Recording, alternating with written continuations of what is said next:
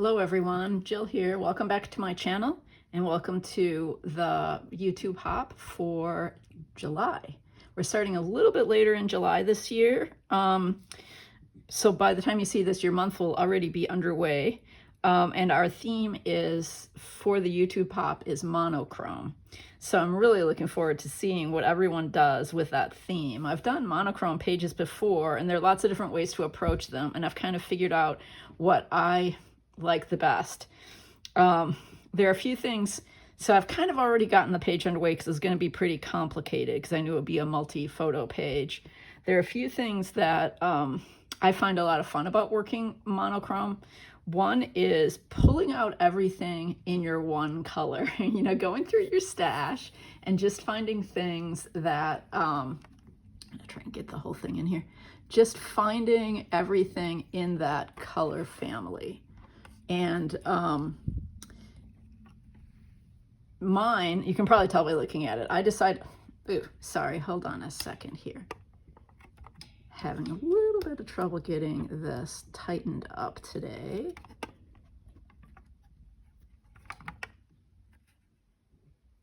Let me see here. Okay, sorry about that. I decided on black or charcoal. Part of my inspiration, as you know, I've really been liking the 49 in Market layering stackers.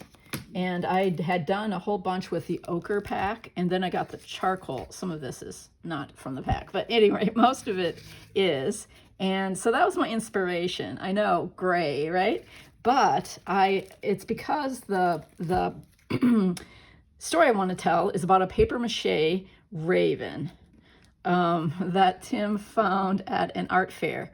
And it's just been like a lively part of our month of June. So I wanted to be sure to do a scrapbook page about it. And so since the raven is black and kind of like establishes this kind of dark, moody, spooky vibe, I went with gray and black for my colors. And yeah, so a lot of what I'm using on this page is from that 49 in Market stacker pack. There's so much you can do with that. And then I pulled a few things from my stash, some things that I found that were bird themed too, because I'm not only looking for the color black and stamping with black ink and pulling all my gray and black sequins, London and Salem and Motor City, which is Detroit. Yeah, so all of that pulling of things is fun. So that's the first point I wanted to make about a monochrome layout, is how much fun it is to like put it together and see what you have in your stash and kind of like mix up your stash. The other thing that I find to be fun about it is finding ways to like break the rule of the monochrome and getting a little color in there, because you know I love color. So so the photos do that for me. The photos are of this paper mache creature in Tim's house. And so there's a little blue in his wall. There's the orangey color of his grandfather clock. What I did with the photos was I just slightly like grayed them down before I printed them, so they wouldn't be super vibrant, so they'd kind of like have that cool gray look to them. And then also Lori, who is the woman who created this paper mache masterpiece. We took a picture of her too at the art fair. She's got blue jeans on, so get a little blue there. Get a little blue from one of Tim's paintings, a little blue from this little funky head he has next to his grandfather clock. So there's just something that I really like, and then a little blue in this paper I used. I really like having the monochrome with tiny bits of some other color. Okay, so let's put this baby together. I knew I wanted to start with a grid format, but when I do grids, I always do kind of loose grids, and I might not actually even tape. Sorry, there's our usual star, Hazel. I might not even tape all of them down because I'll probably do some stitching. I have some white thread in my machine, and I think that's going to look cool. But let me just walk you through where I'm going to put things, do a little bit of gluing. Okay, so let's go from this side to this side. Here's the picture of the two of us with Hector. That's what Tim named him. And so I'm going to put a little glue on there, and you can see the background is one of the stackers from 49 in Market. So I'm leaving space at the bottom because I have another idea, and that is to use both stackers from that and then Tim Holtz strips. If you saw that pack of his paper strips in the latest Ideology collection, I have a few of those that I know I want to use in this kind of blank place on the grid, and then sort of mimic it over here and maybe a little bit down here. So I'm going to go ahead and put a little adhesive on those. Can always trim the excess later, but I want to show you the process. Both the 49 and Market and the Tim Holtz have this vintage vibe, so they go together well. That's about it for now for that particular block. And as I said, I'll do a little stitching. Toward the end, I'm going to put like some buttons and some sequins on. This guy, the title, I stamped with some new stamps from my stash, and I left some space at the bottom because I want to put some washi tape on there. I had fun when I went to my stash gathering all sorts of black and white washi tape. You can see how this would be even more fun with the color probably, but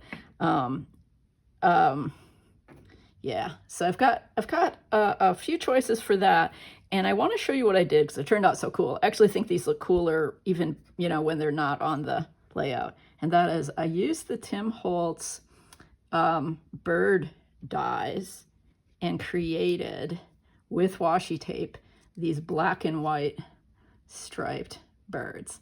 I know if you've been watching my channel, you know that I love this technique. It's very simple, just putting washi tape down in strips on a piece of cardstock, running it through your die cut machine with your dies, and these there's just something about it. They turn out so cool because they have this random element. You know, you don't quite know what they're going to look like, and yeah, I love the way these guys turned out. One of my favorite parts of the page. Okay. So, but going back to the next block that we're on, let's put some washi tape on there. I'm going to start with the biggest, which is this funky stuff from my stash. And I kind of want to get some black on there. So just bear with me as the nice thing about washi is you can move it around, but I'm going to leave a little bit of the edge, tear it off more because I don't want it. It's a wide washi and I want a couple others on there too. Can layer them up.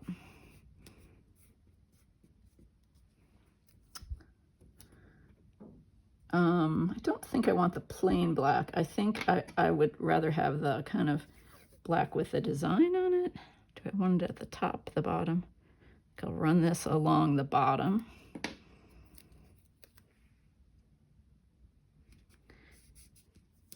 Since this is the same tape I used on the birds, it's simple, but it adds, it kind of like ties in the design. For now, I think that's good. There's plenty of like layering on the page. So we have this block with us, this block with the title, and then this block. I don't really intend to do anything with that one.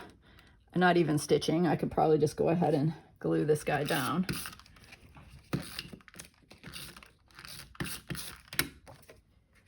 Oh, I didn't say anything about the background paper. This is a 49 in Market black plaid paper, which I thought would be cool and dramatic. I could have gone with a light colored background, of course, like a white or off-white, but I've been doing that a lot lately, and I thought, yeah, just go for it and do a more unconventional background, which is what this whole page is about, the unconventional, really. Now, this I did my journaling just in black gel pen, appropriate given the monochrome black. And I'm just gonna, like, since it's a messy grid, I'm just gonna offset it from the title block. There's nothing like right here, so that works. All right, these birds, I'm gonna try popping them up on using dimensional tape or pop dots, anything like that. This is what I grabbed.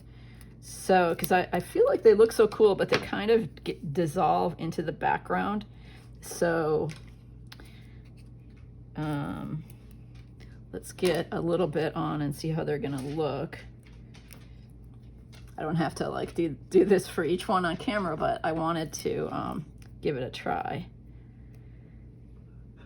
Fits right in this area of the journaling. I'll probably put some sequins in there too. Yeah. I like that. Can you see how it gives it? I already taped it down, so I'll pull it up later, but you can see perhaps how it gives that a little bit of dimension. Okay, and so then get some of the stickies out of here. This last block is a shot of the living room where you can see the raven perching on the clock.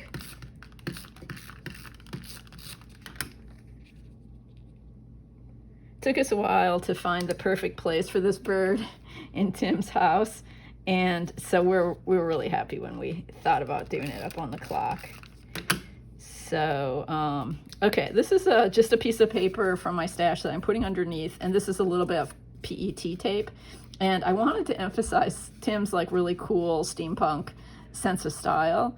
And so yeah, a hand holding this little style thing seemed pretty funky and interesting.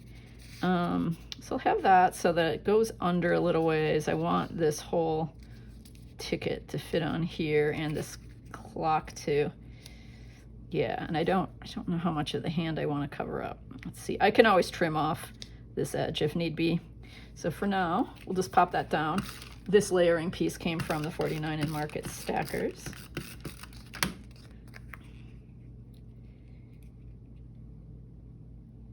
Let's see. Because I'm layering, I kind of like things just offset a little bit, and I want the hand up enough. Yeah, that's pretty good.